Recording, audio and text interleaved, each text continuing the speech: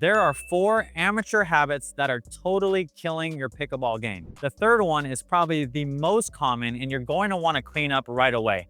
By the end of this video, we're going to show you how to fix all of them so that you can take your game to the next level. All right, the first amateur mistake that I see all the time on the courts is attacking a ball from a very low position and aiming it kind of right at the chest of your opponent. So at lower levels, that may work from time to time, but as soon as you play better players, those players have very strong counters, especially with balls that are coming right at their chest. This could be from a dink, or maybe you're getting the ball in front of you that you can easily attack. But if you're going to just hit the ball right to the opponent in front of you, that counter will come back really fast at your feet, and you're going to be at a disadvantage on the very next shot.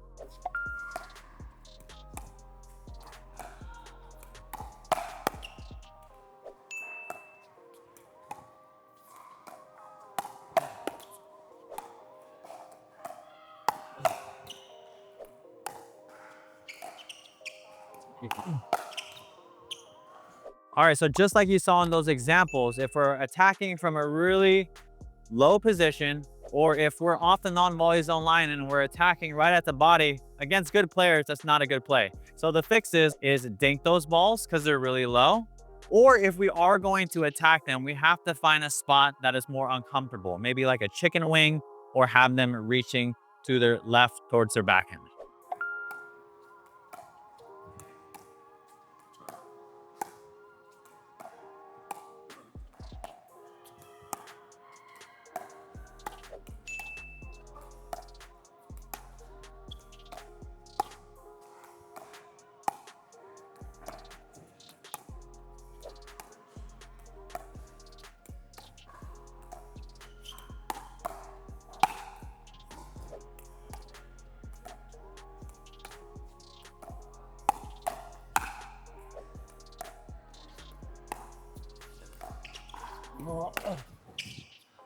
So the second common mistake at the amateur level that we see a lot is when players bail out when they feel pressured. So whether you get pushed side to side or back, maybe there's a dink that gets pushed at your feet, we tend to just feel that pressure and we have no specific intent of where we're putting our shot.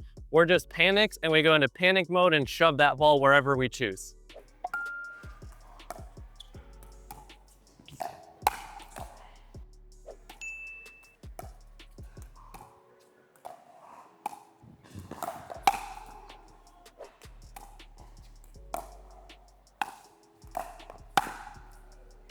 So now that you've seen what not to do, the change that we have to fix, instead of bailing out and moving back or to the side and just slapping the ball across the net, we want to make sure we're calming ourselves down, split stepping, and hitting a dink rather than just slapping the ball to our opponents where they can put more pressure on us.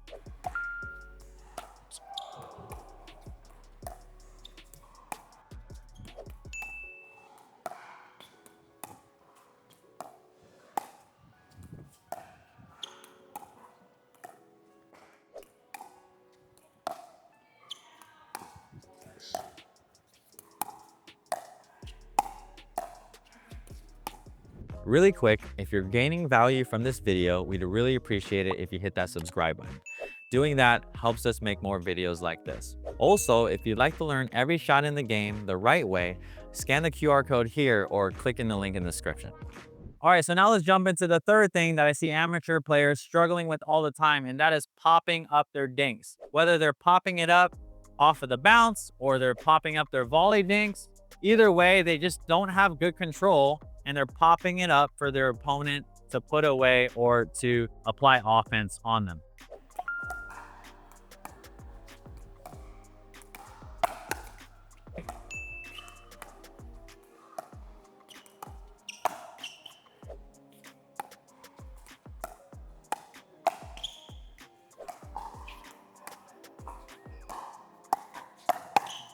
One of the most important things when you're up at the non-volley zone line dinking is controlling the depth on your dinks. Obviously, if your dinks go too far, like you just saw, your opponent is going to be attacking you every single time. So I call this the 3S method, and these are Three S's that you must remember, and this is going to help you control your depth on your dinks so that your opponent can't just attack the ball out of the air every time. The very first thing that we need to remember is we have to create space on our dinks. If the ball is bouncing close to our feet and we're not taking it out of the air, we have to step back and create that space. We either will use a drop step where I just move 1 foot back, or I'm going to take more of a shuffle step off of the line to create that necessary space that I need to control my shot. If I don't create space, then I'm forced half volleying the ball and I'm feeling a lot of pressure, and it's hard to control the ball to land in the non-volley zone.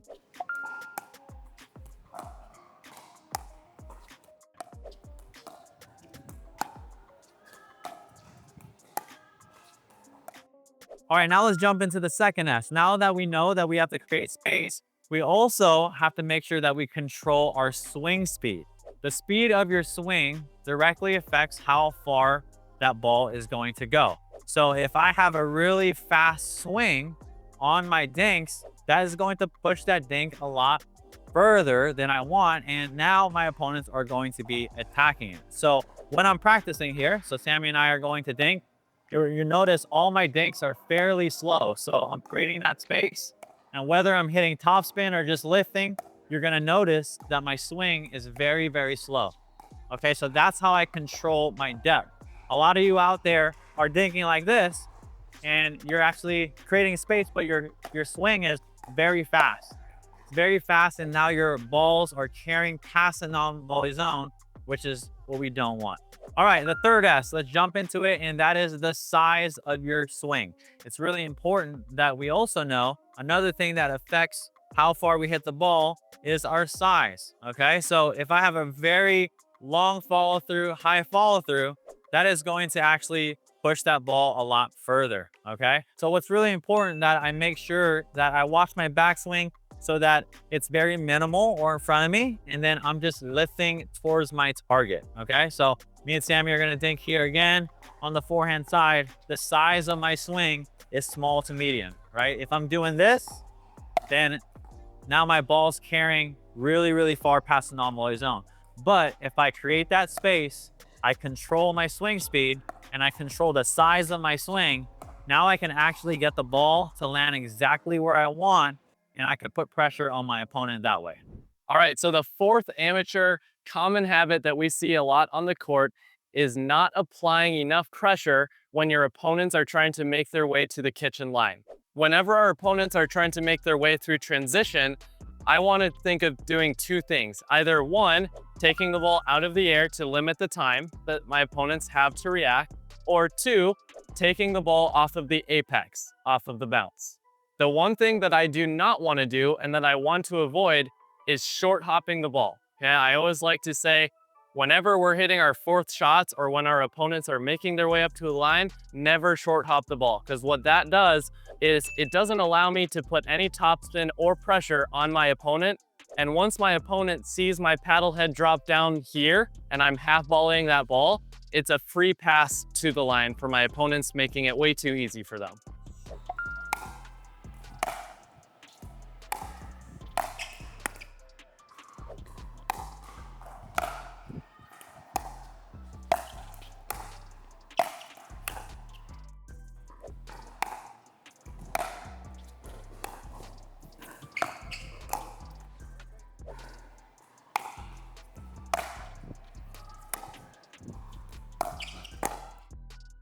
All right, so just like you saw in those examples, the most important thing that you want to try and find first is to try and take that ball out of the air to limit the time your opponent has. If you can't take it out of the air, we're then working to create space and taking it off of the apex. Now, the most important thing when I'm trying to hit this shot is to try my best to find my opponent's feet.